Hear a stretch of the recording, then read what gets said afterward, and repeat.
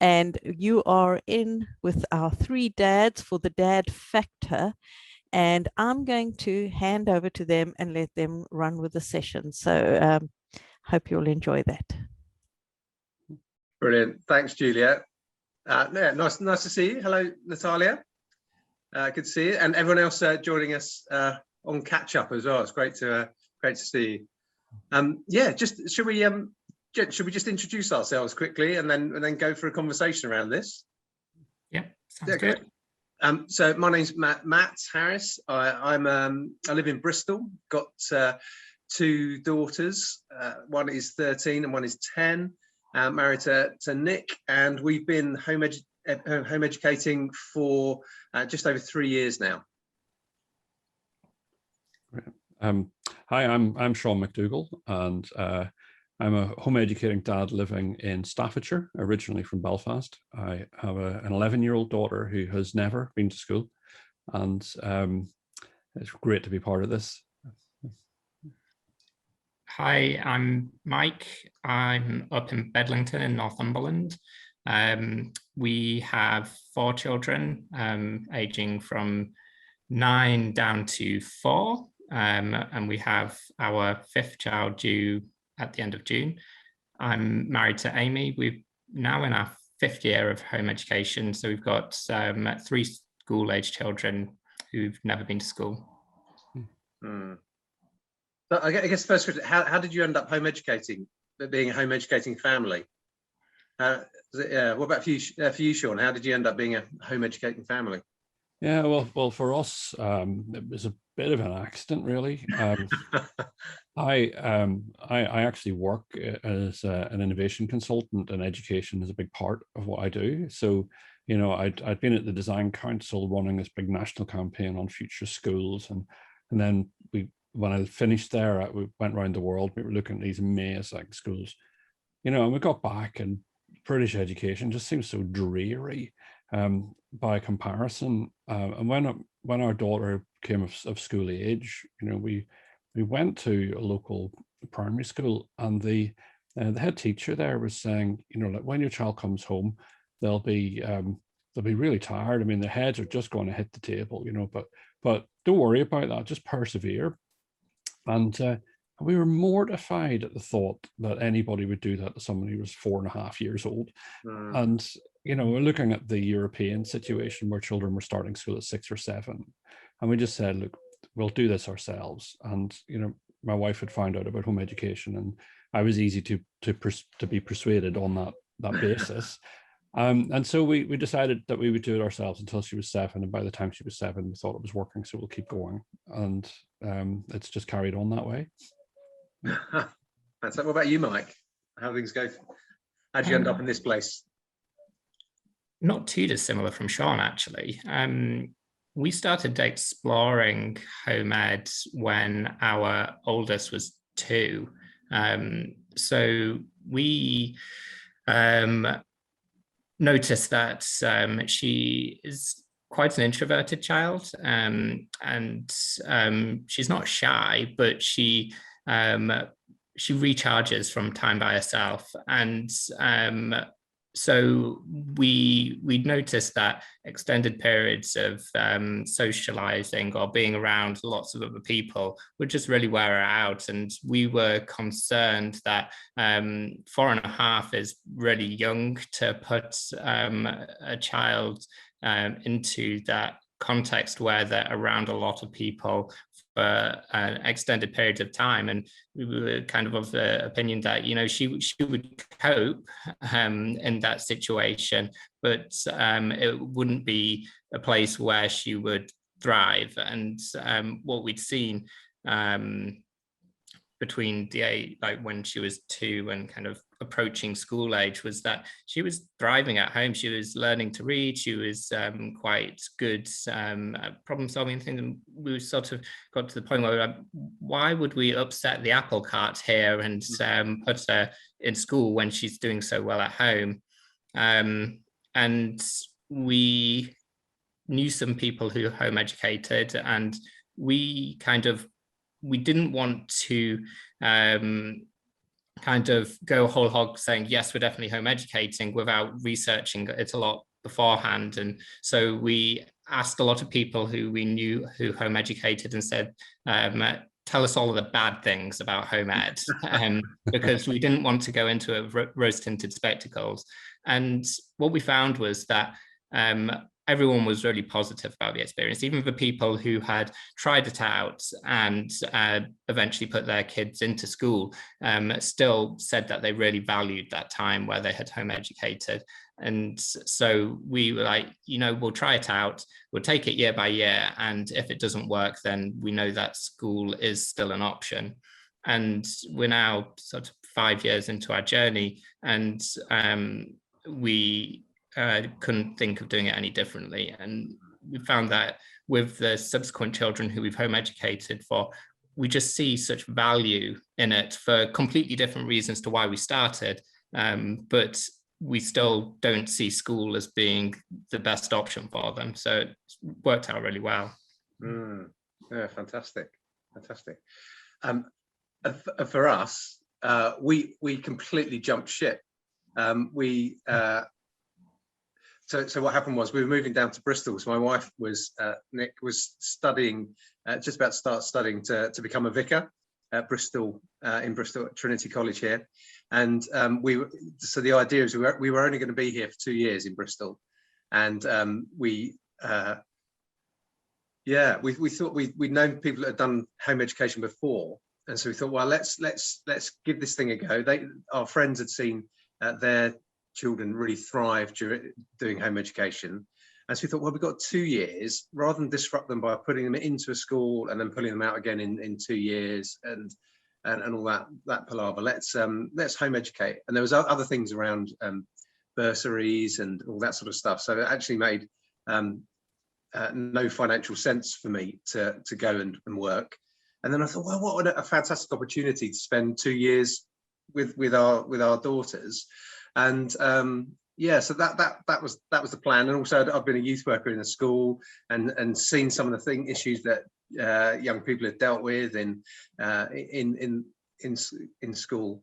And just thought, well, let's give it a go. Only been 2 years, and then here we are, a bit further on, still doing this thing and really seeing the benefits of it.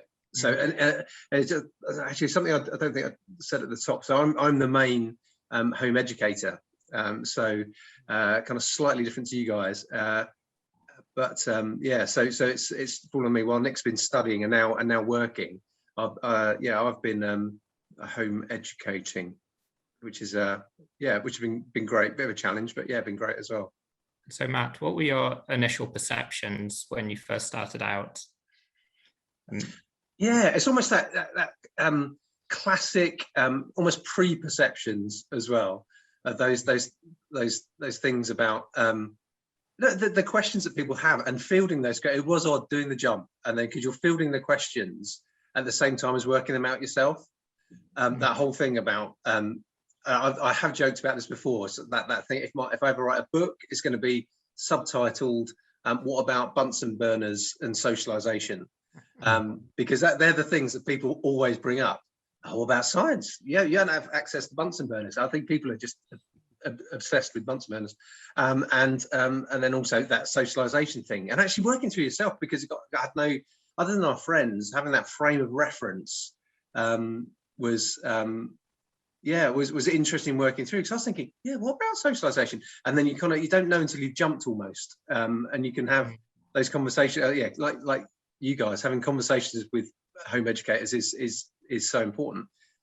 I think have I gone off on a tangent? I suddenly thought, what was your actual question? When that was No, that's great. Yeah, that makes sense. I mean, for me, my initial perception of home education was that we were embarking on this new journey because it was Monday the 3rd of September, and now she was beginning something new. Whereas I look back now and I realize that she was just continuing a journey that began on her date of birth. And but the pressure that the fact that other people are starting school, what that brings, meant that we went out. We thought we'll have to mark the occasion. We went for a nature walk, and we were walking around this wood, and I'm busy pointing at trees going, oh, look, that looks like a letter A, and this looks like a letter K. And I was just, afterwards I look back and I cringe. What was I doing, forcing this classroom literacy thing onto a beautiful nature walk? And it took a long time. Even though she's never been to school, I had to spend quite a while de-schooling myself, in order to be able to home ed properly. Yeah, that was weird. I can completely relate to that, because that whole being that person sort of in charge of that part of thing. It was, yeah, my own de-schooling process has been, still going through it even like today, those things, those things, and that whole thing about that perception of homeschooling as well as just, I suppose, more taking the model of school and bringing it back to home, because that's the initial thing that we kind of landed with. One of the other things as well, that initial phase is how important it was for us all as a family, for almost that decompression phase, because we've been in the system, to be able to then step out and almost like catch our breath a little bit, and to be able to actually, right, what is this all about? And just have time as a family as well, and reconnect as a family, because obviously we've moved and come out of school and all that, those different things. So that was one of the, I think one of the key things for us. I think, Matt, you hit on something really important there about doing it as a family together. And I think that, for us in our situation, that even though it's my wife, Amy, who's the primary home educator, that doesn't make me any less invested in what we're doing. And, that we set our sort of educational philosophy together, and we choose what we want to do, and also kind of what we value as a family really plays a part. And so even though I'm not there all the time, I am at the moment because I'm working from home, but in pre-pandemic circumstances, even though I'm not there all the time, that I know that what Amy and the kids are doing as a family is just really an extension of what we would be doing together if I were there. So kind of knowing that it doesn't make me any less a part of the journey, even if I'm not there. I think that's a really important point, because that actually, if you look at us across a spectrum, Matt is the full-time home educator. You yourself, Mike, in normal circumstances would be out at work, and I'm self-employed, so I end up in the middle position between the two of you. And I think I do feel for a lot of dads who may feel that they're supporting home education, but they're not able to participate in it as much as they would like. And there's a lot of pressure there. And in fact, somebody did ask a question about that on the Whova app. So we might talk about that for a second. But one thing I'd just like to throw in for the benefit of you youngsters is I was 40 when my daughter came along, same with my wife. And we were left with this abiding sense that we should have really had our kids 12 years earlier, and that we were a long way behind in terms of the contact hours that you would try and have with your children. So home ed for us provided a great opportunity for us to catch up on, and if we're going to leave this mortal coil when she's 35 or 40, I want to make sure that she's had the full amount of time she can get. And that does bring a lot of pressure as well, but there's a different pressure about going out to work and having to carry all the financial implications for yourself, and keep things going and not seeing. So I'm just wondering, Mike, in the past, before lockdown, you have said about having a joint philosophy, but there has been that question asked. Do you have any advice for dads who have been through lockdown, enjoyed it, and and are now going back to work and are worried about not being able to see their kids as much?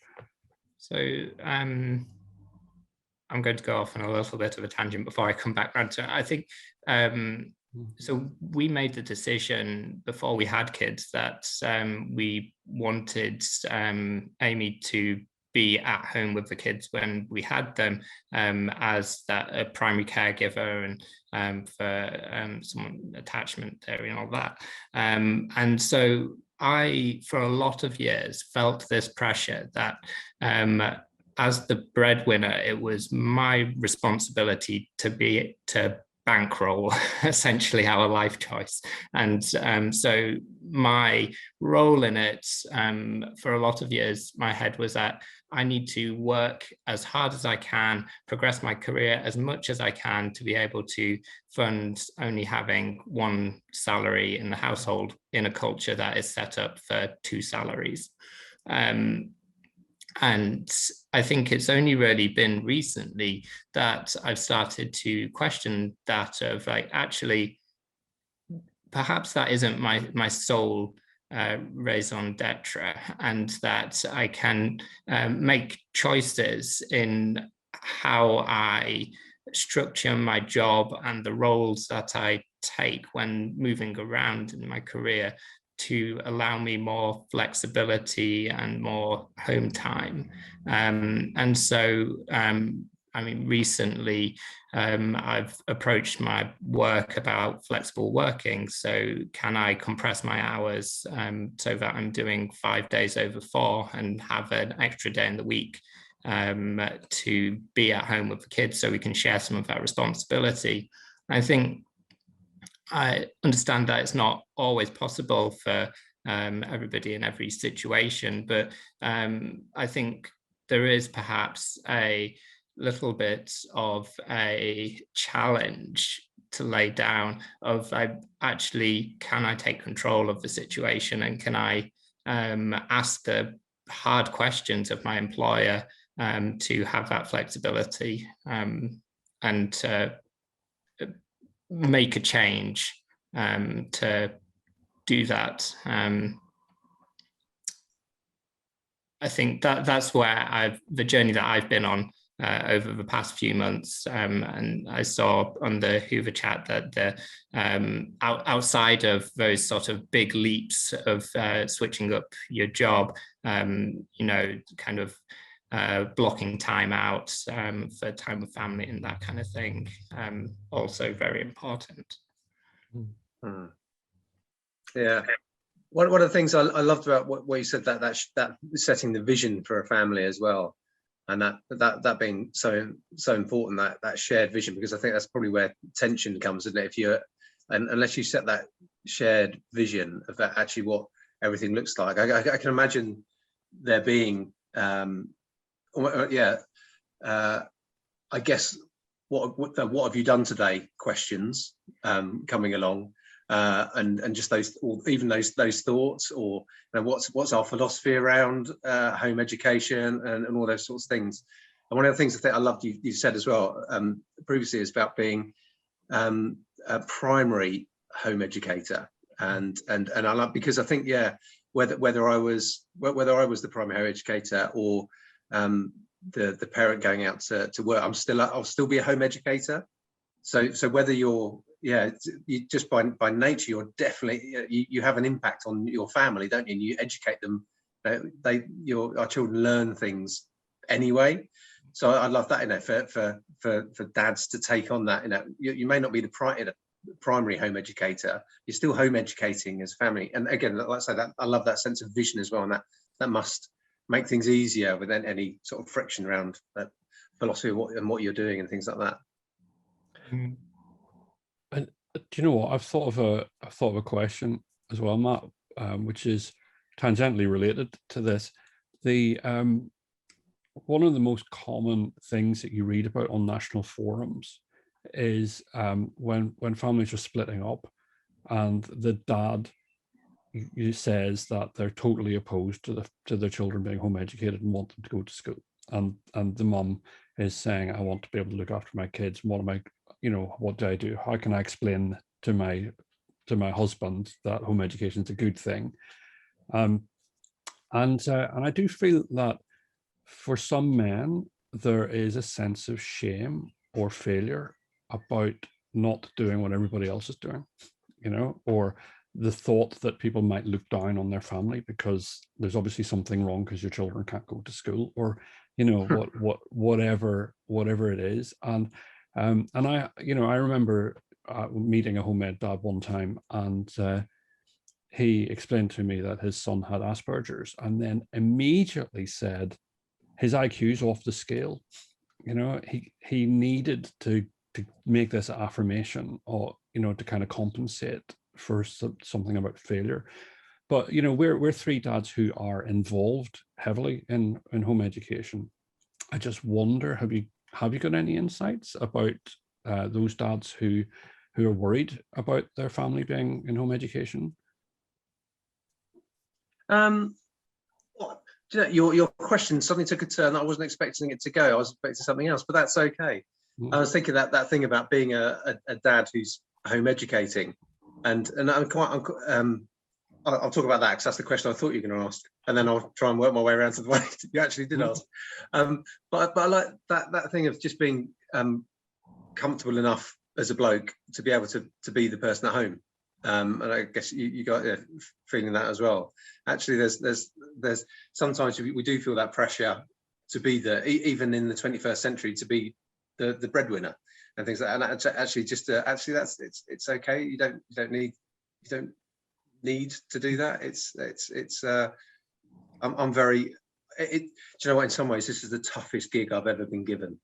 So actually, sometimes going out to work would seem, oh, fantastic! What a relief. But anyway, but I get so the question to men and trying to convey something of why home educate, is that kind of like? Well, it is often said in national forums. Women are seeking support, saying that their partners are against the idea of home education, and there must be something in the male psyche that, because you very rarely see men on the forum saying that their wife is against home education. It's definitely biased the other way around. I'm just wondering, for anybody who's listening in, if either of you've got any thoughts about, what would you say to a man who was, who was speaking to you in the pub and said, my wife wants to home educate, and I don't think that's right. I think they should all be in school. What would you say to them? Well, for me, I'd say, well, I think it was Brian earlier this week was saying about, if you look at home education, is it better? Forget about the word home education, in education, full stop. Is it better to have a classroom of 30 pupils or a classroom of 2, 3, or 4?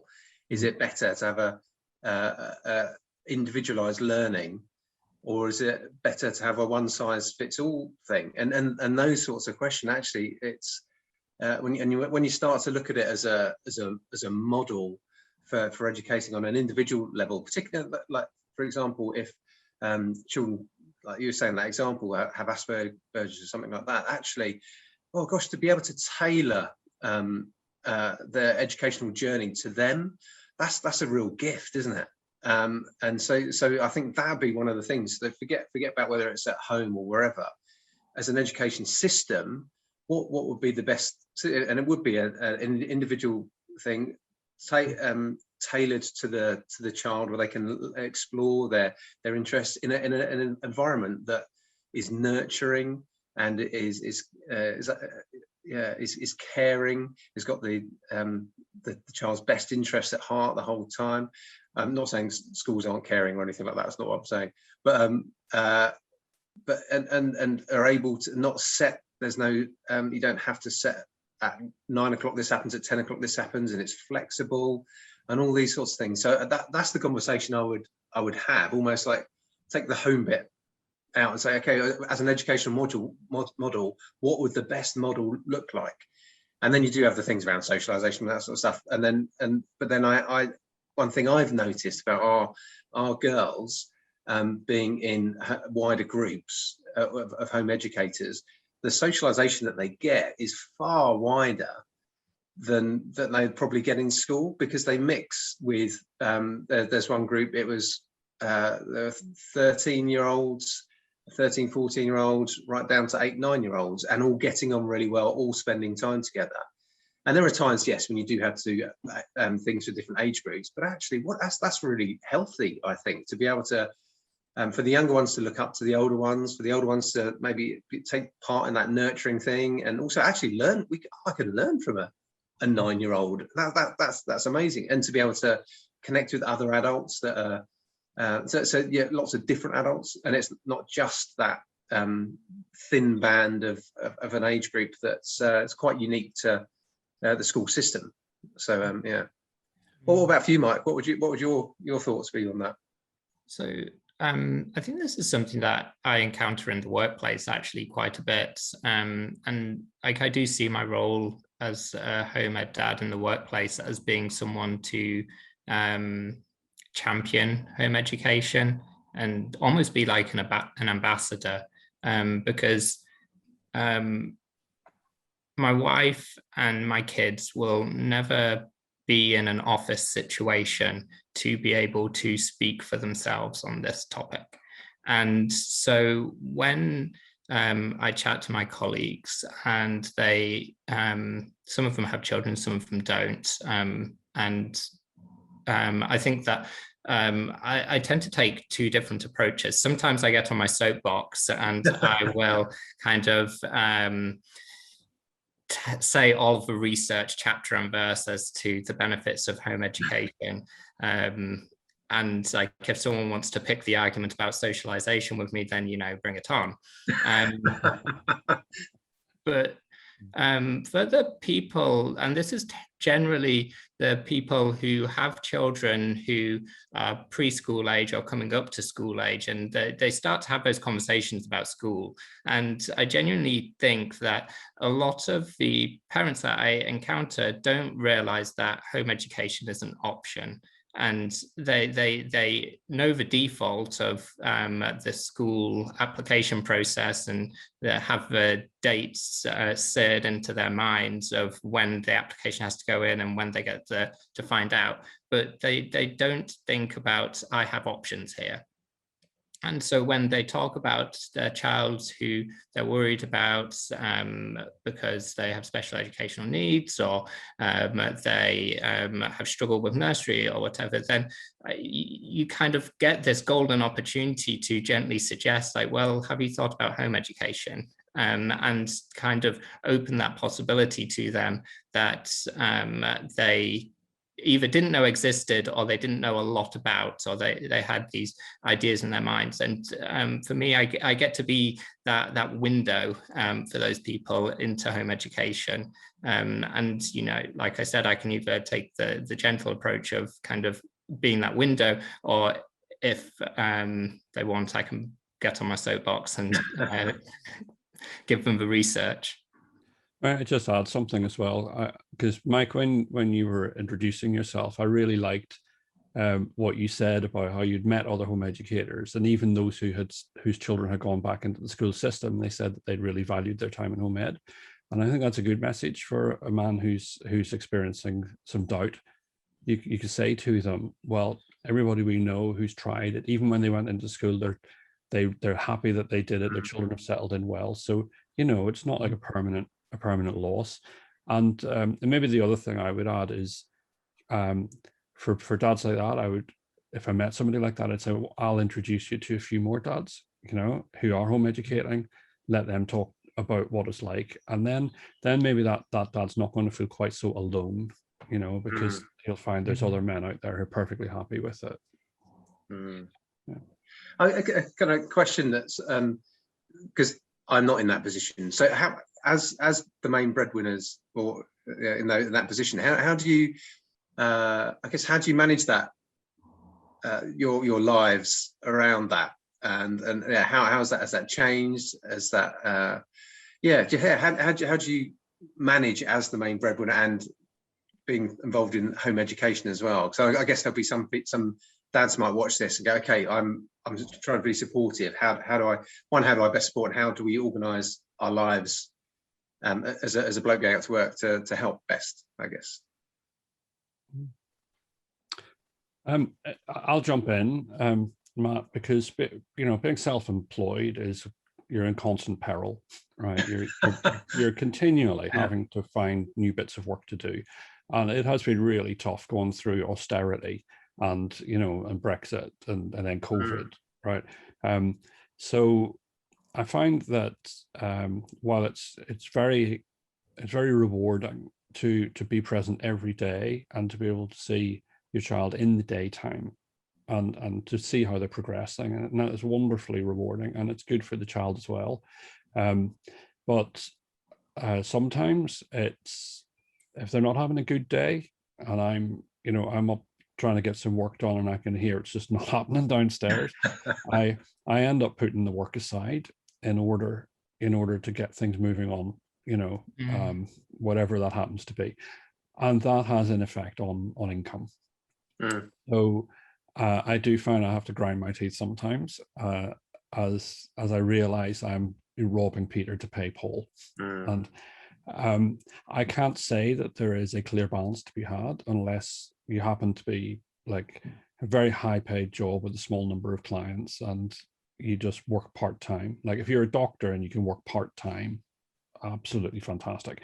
But for people like me, it's just a constant model, and it is about saying this is the package. You get to see a kid every day. Your income forecasts are a bit uncertain, but that's the offer. So, yeah. I think from my perspective, being in employed work, I think I make sure that I draw quite strict boundaries in terms of my work life. I've seen people who have started out their careers working every hour that God sends them, and then when children come along, then they've made a rod for their own back, and they can't walk backwards from that place of putting in all of those hours.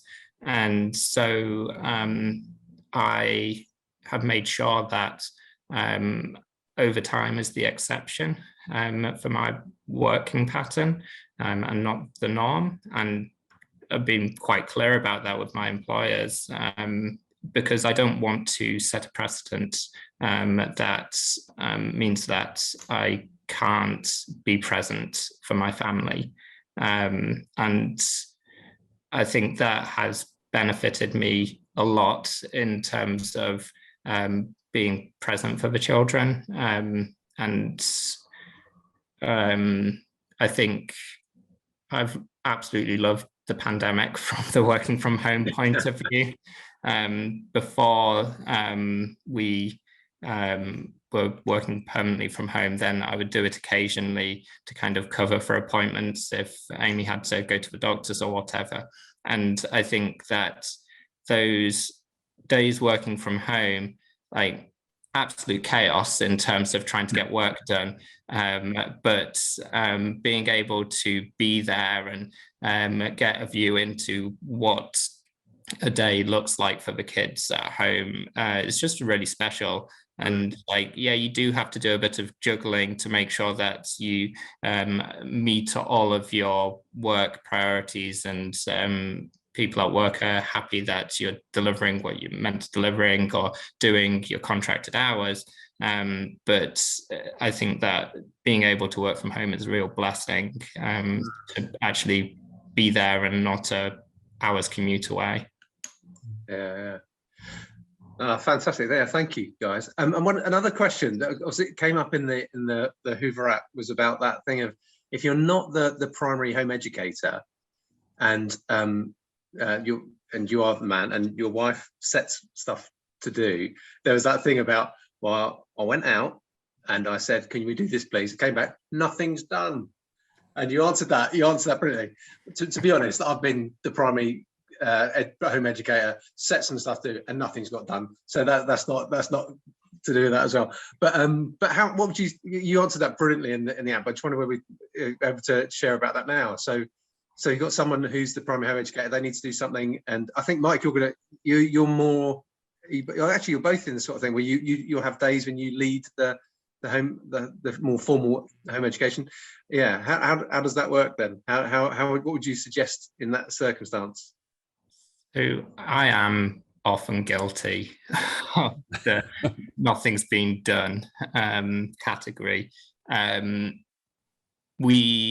and I have talked about it, and we've kind of, I think this is the key thing that I would say to take away from this, that it's having that dialogue with your partner to kind of problem solve, like how do we make sure that this thing works kind of on a day-to-day operational level. I mean, and I think that if you have your vision and your educational philosophy agreed, then what it looks like on the ground day to day can have flex, and it can change to make it work, because you're coming from that safe, secure place of you both agree fundamentally on how you're doing it. And so like the nitty gritty of like how Amy and I do it is that she'll say, okay, these are the core things that the kids definitely have to do, and then these other things are optional. If you don't get them done, don't worry about it. So then I know what is most important. But that might look completely different for another family. They might say, okay, well, you enjoy and feel more capable at doing like the math and the science, so let's split it up that way. And but I think that if you have that fundamental foundational agreement of how you want to approach the education in general, then how you work it out on a day-to-day is kind of down to your own personal preference and making it work between the two of you. Yeah, I remember when that question came in, and I was thinking, yeah, of course, families are all different, aren't they? You got some dads, and they want to take the kids out on bike rides and call that PE, and play guitar and call that music, and then leave all the literacy and numeracy stuff to the way. And they're secretly terrified, that if they were asked to do that, they'll just be pointing at the kid and shouting at them, telling them to do the work, whereas so you can end up with a bit of a biased split there, where all the hard stuff is being given onto one parent, and that's completely unfair. But also it's really rewarding, I think, for both parents, as Mike has said, each to have a go at playing to the other's strengths, So while the person who asked that question was going to try and do music lessons, and I think what I suggested was that they, instead of leaving that to dad because he's musical, why doesn't she learn to play the banjo at the same time as the children? And she doesn't have to be good. They just all learn together, And maybe dad could actually try doing some mathematics with the kids, but there's no harm in having to think about how to do that creatively. And it doesn't have to be pointing at a textbook. So but yeah, each family will find their own way, but I think it's very useful for each parent to try doing what the other parent does well, and build some respect for each other from that as well. Yeah, I love that. I love, because that both and thing, that yes, play to your strengths. If that's your strength, then do that. And at the same time, it's great for our children to see us learn as well. And to be in that space of, do you know what, I am rubbish at this at the minute. And for example, I took up the trumpet a while back. It didn't go well, but it was just so that the girls could see that we learn in different ways, and there's that thing. So Daddy's not good at everything, and he has to knuckle down and push in, and trying to play some tunes on the piano and finding out and getting the girls to help me with it and things like that. So there's a great strength and vulnerability as well. It's saying, do you know what, I haven't got this. Let's work on this together, and that can be a fantastic thing. The kids love it when I do Spanish with them, because I can say hello and Merry Christmas in Spanish. So we have these flashcards, and they're going through them and trying to test me.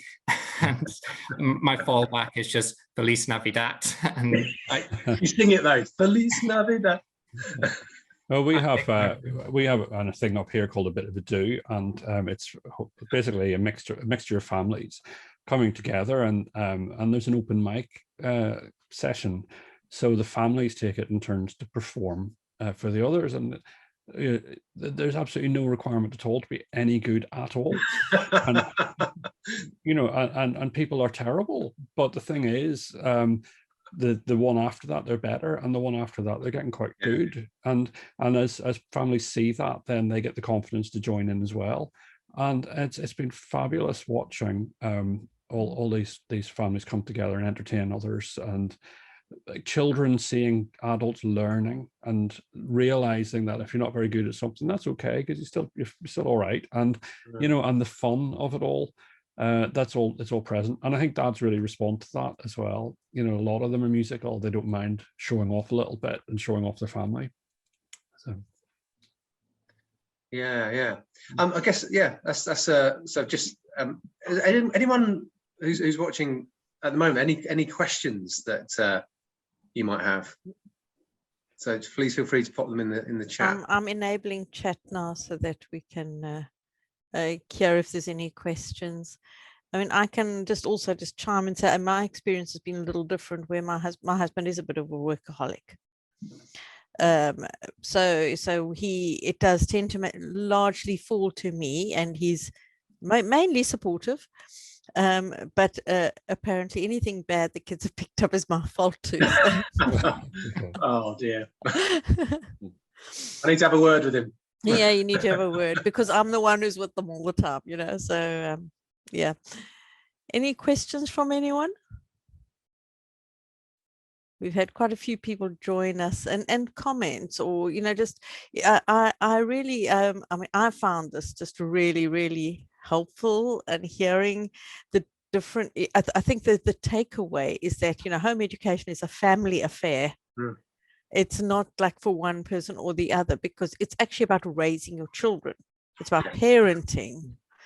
And if we say home education is an extension of parenting, and it's an extension for both parents, and that time spent with your children, you don't get it back. And home education allows you so much freedom to be flexible, if you can find flexibility in your work schedule if you're working, and to do things together, and to travel, and to make it work. I think the flexibility is fantastic, because you can take those holidays as well, when you can have a better time together. It's not like jam-packed holiday parks, and you can do different things. And some dads are able to work from wherever in the world. I know of families who've gone and stayed in other places for a bit, and world schooled. So we've got some questions in the chat. Anya says she really enjoyed it, can't wait for her husband to watch it. I think you and a few other mums on the group. Kevin says, I'm interested in how you determined the curriculum and what resources you accessed. Gosh, I wonder if I could say something about that.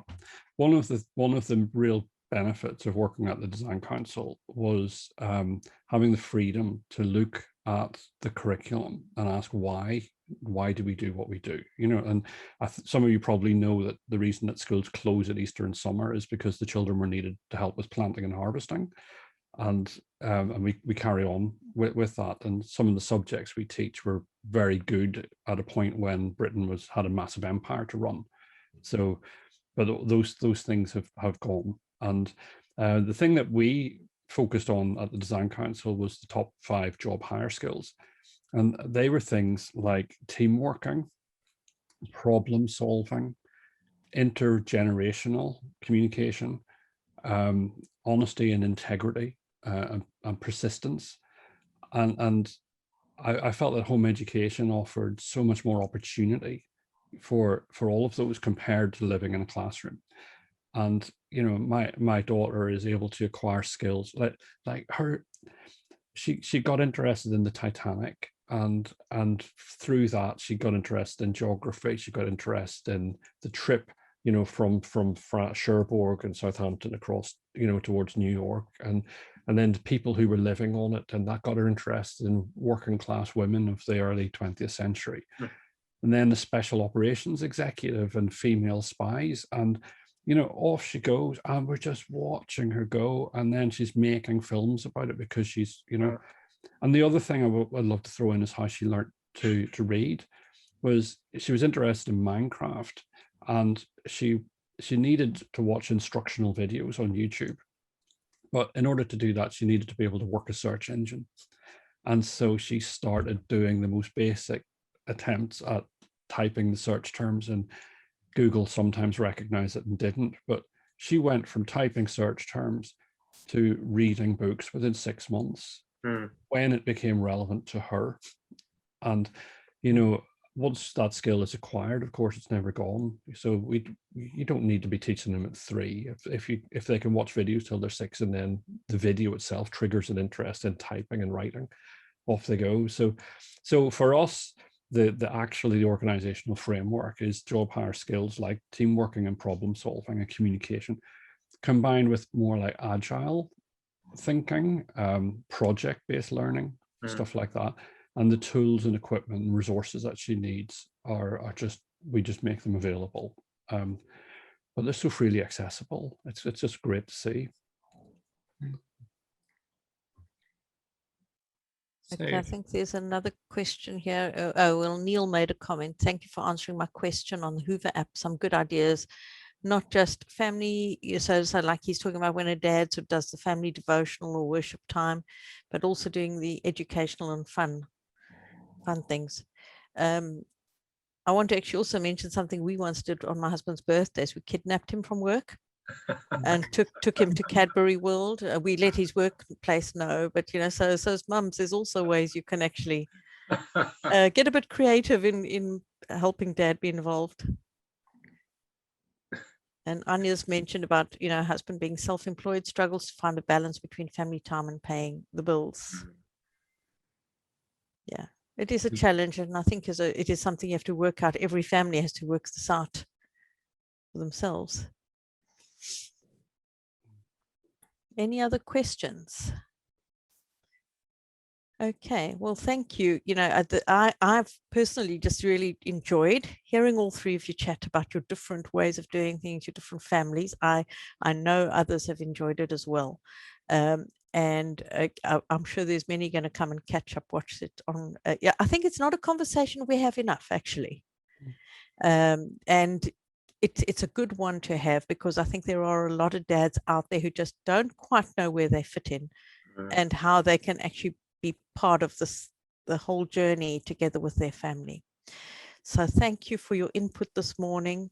It's lovely to hear from all of you, and your passion for home education it's really inspiring. Thank you very much.